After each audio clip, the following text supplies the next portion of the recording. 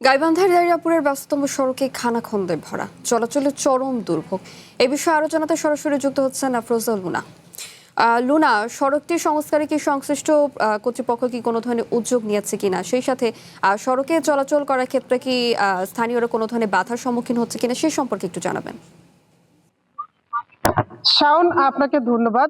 আপনার মাধ্যমে জানাতে চাই, আমি যে জায়গাটিতে দাঁড়িয়ে আছি সেটি দারিয়াপুরের চৌরাস্তা নামে পরিচিত। দীর্ঘদিন ধরে এই রাস্তাটির বেহাল অবস্থা। অন্তত 5 কিলোমিটার রাস্তা জুড়ে, পুরো রাস্তা জুড়েই খানাখন্দ তে ভরা, এবং একটু বৃষ্টি হলেই এই খানাখন্দে পানি জমে বোঝার উপায় থাকে না যে কোনটি রাস্তা এবং কোনটি গর্ত। ফলে প্রতিদিন এখানে যানবাহন চলতে যেমন সমস্যা হচ্ছে, তেমনি এই পথে কিন্তু অন্তত লাখো মানুষের যাতায়াত। এবং এই দারিয়াপুরে সুনামধন্য 2টি উচ্চ বিদ্যালয় রয়েছে, সরকারি প্রাথমিক বিদ্যালয় এবং মাদ্রাসা, কলেজ, হাটবাজার। আমি যদি আপনাদেরকে একটু দেখাই, হাটবাজার, এবং এখানে কিন্তু সপ্তাহে 2 দিন হাটও বসে। আছে বীমা, বিভিন্ন অফিস আদালত। অর্থাৎ এই দারিয়াপুর অনেক ব্যস্ততম একটি জনপদ। গাইবান্ধা শহরের মানুষ দারিয়াপুরকে গাইবান্ধার রাজধানী হিসাবে চেনে। তো এই রাস্তা দিয়ে কিন্তু প্রতিদিন সাদুল্লাপুর, সুন্দরগঞ্জ, নলডাঙ্গা, আহ, সুন্দরগঞ্জের বিভিন্ন ইউনিয়নগুলোতে কিন্তু যাতায়াত করে লাখো মানুষ।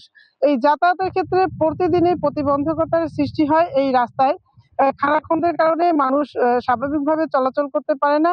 অনেক সময় যানবাহন গর্তে পড়ে এবং বিকল হয়ে কিন্তু দুর্ঘটনারও শিকার হয় মানুষ। তবে এই রাস্তাটি আজকে দীর্ঘদিন যাবৎ এইভাবেই পড়ে আছে, এবং আপনাকে বললাম যে অন্তত 5 কিলোমিটার রাস্তা জুড়ে পুরো রাস্তাটাই এরকম বেহাল অবস্থা। পলেস্তারা উঠে গিয়ে রাস্তার পিচ, রাস্তার নিচের যে অংশ সেটি বের হয়ে গেছে।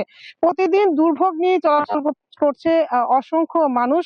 এইখানকার এলাকার মানুষের দাবি, যেহেতু এটি একটি ব্যস্ততম সড়ক এবং এখান থেকে কিছু দূরেই কিন্তু দারিয়াপুর, যে মেইন দারিয়াপুর, যেটি অনেক ব্যস্ততম এলাকা, এখান থেকেই এই রাস্তা দিয়েই শিক্ষার্থীরা এবং হাজারো মানুষ, অন্তত লাখো মানুষ প্রতিদিন যাতায়াত করে। দারিয়াপুরের সঙ্গে এই রাস্তাটির একটি বড় সংযোগ রয়েছে।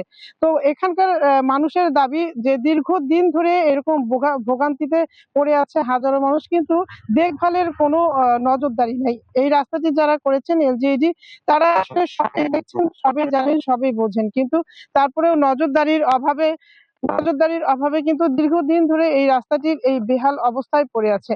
তো এই এলাকার মানুষের একটি দাবি, যেহেতু এটি একটি ব্যস্ততম সড়ক এবং এই সড়ক দিয়ে প্রতিদিন লাখো মানুষ যাতায়াত করে, এই সড়কটিতে নজর দিয়ে আসলে অতি দ্রুত এই সড়কটি সংস্কার করে, মেরামত করে জনদুর্ভোগ কমানোর দাবি এলাকাবাসীর। শাওন।